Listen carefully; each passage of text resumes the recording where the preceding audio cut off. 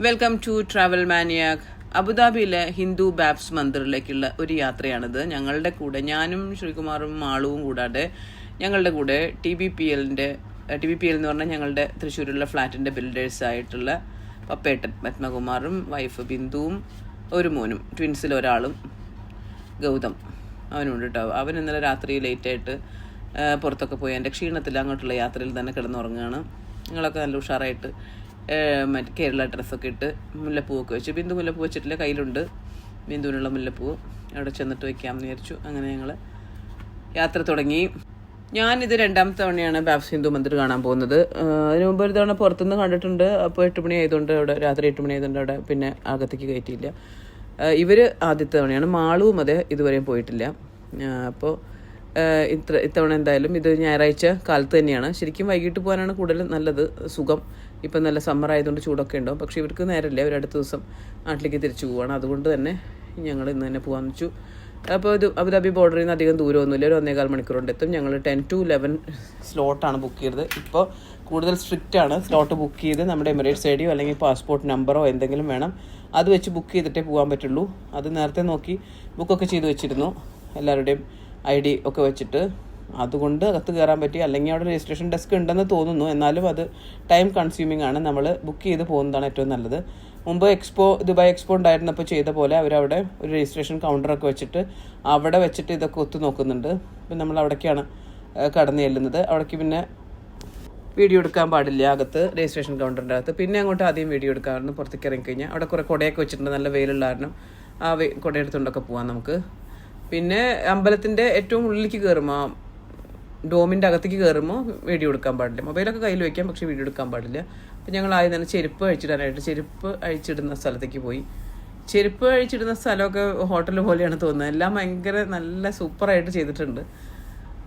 അപ്പോൾ ചെരുപ്പ് സൂക്ഷിക്കുന്ന സ്ഥലത്തിൻ്റെ ഓപ്പോസിറ്റുള്ള ബിൽഡിങ്ങിലാണ് ഫുഡും പിന്നെ അതുപോലെ വാഷ്റൂമും ഒക്കെ ഉണ്ട്. അവിടെ ഒരു മണിയൊക്കെ, കുറേ മണികൾ തൂക്കിയിട്ടുണ്ട്. വെറുതെ മണിയൊക്കെ അടിച്ചിട്ട് രസിക്കാം. സൈഡിലൊക്കെ വെള്ളമുണ്ട്. ഈ വെള്ളം ആർട്ടിഫിഷ്യൽ വെള്ളം ഒഴുക്കി വിടുന്നതാണ്.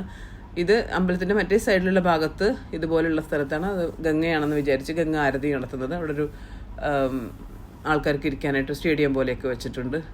അപ്പോൾ നമ്മളിനിയും അകത്തേക്ക് കയറാൻ പോവാണ്. ഈ സ്റ്റെപ്പ് കയറാൻ പറ്റാത്തവർക്ക് സൈഡിൽ ലിഫ്റ്റ് ഉണ്ടെന്നാണ് കേട്ടത്. അതിൻ്റെ സൈഡിൽ ഞങ്ങൾ വാഷ്റൂം പോയപ്പോൾ അവിടെ ലിഫ്റ്റ് കണ്ടിരുന്നു. അപ്പോൾ അതായിരിക്കും ചിലപ്പോൾ സ്റ്റെപ്പ് കയറാറുണ്ട്. പക്ഷേ ഈ സ്റ്റെപ്പ് കയറി എല്ലാവരും വീഡിയോ എടുത്ത് പോകുന്നതാണ് ഒരു രസം എന്നുള്ളതുകൊണ്ട് ഞങ്ങൾ സ്റ്റെപ്പ് കയറിയിട്ട് തന്നെ പോയി. ഈ സ്റ്റെപ്പ് കയറാൻ വലിയ ബുദ്ധിമുട്ടൊന്നുമില്ല, എന്നാലും വയസ്സായവർക്കും ഒക്കെ വേണ്ടിയിട്ട്. ഈ മണ്ഡപത്തിൻ്റെ അകത്തേക്ക് കയറി കഴിഞ്ഞാൽ പിന്നെ വീഡിയോ എടുക്കാൻ പറ്റില്ല. അപ്പോൾ ഇതാണ് ഗംഗ ആരതി കാണാനായിട്ടിരിക്കുന്ന സ്ഥലം. ഇത് അമ്പലത്തിന് പ്രദക്ഷിണം വയ്ക്കുന്നതാണ്. അപ്പോൾ ഫുള്ള് കൊത്തുപണികളാണ്. ഇതിൻ്റെ കൊത്തുപണികളുടെ കഥകളും അതുപോലെ അകത്തുള്ള പ്രതിഷ്ഠകൾ, കുറേ പ്രതിഷ്ഠകളുണ്ട്. നമ്മുടെ നാട്ടിലെ പോലെയല്ല. ബാബ്സ് ഹിന്ദു മന്ദിറിൻ്റെ സ്ഥാപകരുടെ വരെയും പ്രതിഷ്ഠയുണ്ട്. അതായത് ബാബ്സ് എന്ന് പറഞ്ഞ ഗ്രൂപ്പ് തുടങ്ങിയ ആളുടെ അങ്ങനെയൊക്കെ ഉണ്ട്. അവിടെയൊക്കെ ചിലതൊക്കെ നമുക്ക് മനസ്സിലാവുന്നുണ്ട് കണ്ടു കഴിഞ്ഞാൽ. അകത്തുള്ളതൊക്കെ കുറേ കൊത്തുപണിയൊക്കെ അവിടെയുള്ള ആൾ പറഞ്ഞു തന്നു. പിന്നെ താഴത്തൊരു മണ്ഡപമുണ്ട്, അവിടേക്ക് ഞങ്ങൾ പോയി. ഇത്തവണ കഴിഞ്ഞ തവണ വന്നപ്പോൾ അവിടെ പോയിട്ടുണ്ടായിരുന്നില്ല. അത് അകത്തുള്ള ഒരാൾ ഗൈഡ് പോലെ കുറേ ആൾക്കാർ നിൽക്കുന്നുണ്ട്, അവർ പറഞ്ഞു തന്നതാണ്. അവിടെയാണ് 7 എമിറേറ്റിൽ നിന്നുള്ള മണ്ണും അതും വീഡിയോ എടുക്കാനൊന്നും പറ്റില്ല ഒക്കെ കൊണ്ടുവച്ചേക്കുന്നത്. പിന്നെ ഇന്ത്യയിലുള്ള എല്ലാ നദികളും ഒക്കെ അവിടെ മാർക്ക് ചെയ്തിട്ടുണ്ട്. ഇത് ഓരോ പുരാണങ്ങളിലെ ഓരോ കഥകളാണ് ഇവിടെ മുഴുവൻ കൊത്തിവെച്ചിരിക്കുന്നത്. അപ്പോൾ ഈ ഡോമൊക്കെ ഒരു ഡോം അങ്ങനെ തന്നെ കൊണ്ടുവന്ന് നാട്ടിൽ നിന്ന് സെറ്റ് ചെയ്ത് കൊണ്ടുവന്ന് ഘടിപ്പിച്ചതാണ്. ആണിയൊന്നുമില്ല, ഒരു പ്രത്യേക ലോക്കിംഗ് സിസ്റ്റമാണ്. അങ്ങനെ കുറേ പ്രത്യേകതകളുണ്ട് ഈ അമ്പലത്തിന്. പിന്നെ നമ്മൾ ഈ നടക്കുന്ന ടൈൽസ്, അതൊരു ഭയങ്കര പ്രത്യേകതയാണ്. നമ്മൾ കാണുമ്പോൾ ഭയങ്കര വെയിലാണ്. നമ്മൾ 11 മണി കഴിഞ്ഞു ഈ നേരം.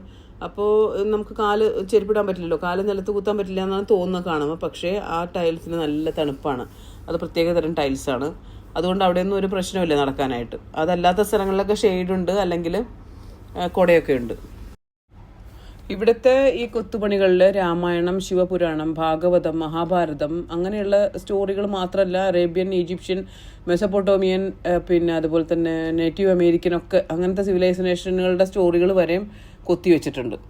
അകത്തുള്ള മണ്ഡപത്തിൽ 7 മൂർത്തികളാണുള്ളത്. നമ്മുടെ 7 എമിറേറ്റ് പോലെ അവിടെ 7 മൂർത്തികളാണ് സ്ഥാപിച്ചിരിക്കുന്നത്.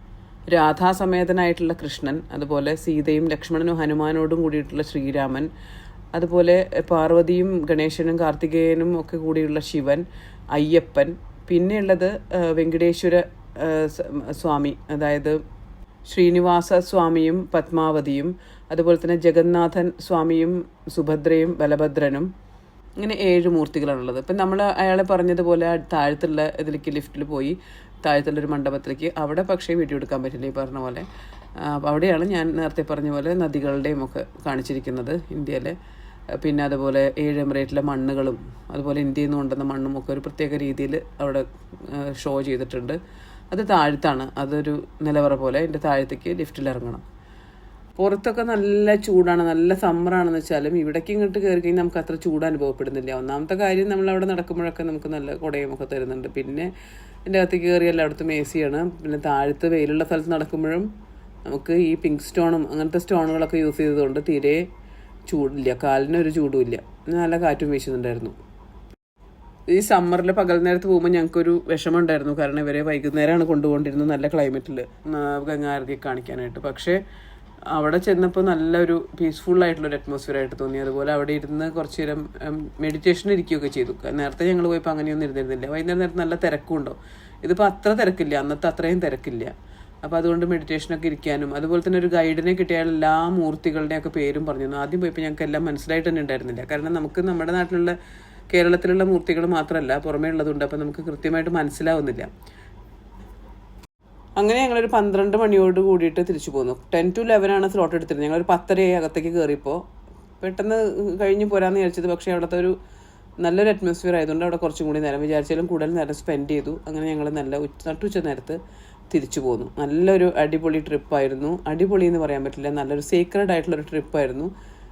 ശരിക്കും പറഞ്ഞാൽ അവിടെ ആരാധനയോ പൂജയോ ഒന്നും ഉള്ളതായിട്ട് തോന്നുന്നില്ല. ഈ ഗംഗാരതിയാണ് പുറത്തുള്ളത്. പക്ഷേ കാണാനായിട്ട് എല്ലാ ജാതി മതസ്ഥർക്കും അവിടെ കയറാം, അങ്ങനെ ഇതൊന്നുമില്ല. അപ്പോൾ നല്ല രസമുണ്ട് കാണാനായിട്ട്. പക്ഷേ അകത്തുള്ള കാഴ്ചകൾ നിങ്ങൾ കയറി തന്നെ കാണണം. നമുക്ക് വീഡിയോ എടുക്കാൻ പറ്റില്ല, അത് നമ്മുടെ മനസ്സിൽ തന്നെ ഉള്ളൂ. ഈ 7 മൂർത്തികളും ഒക്കെ ഉള്ളതും അതുപോലെ തന്നെ അടിയിലത്തെ മണ്ഡപവും ഒക്കെ, പുറമേ ഉള്ള കാഴ്ചകൾ മാത്രമേ നമുക്ക് വീഡിയോ പകർത്താൻ പറ്റുള്ളൂ.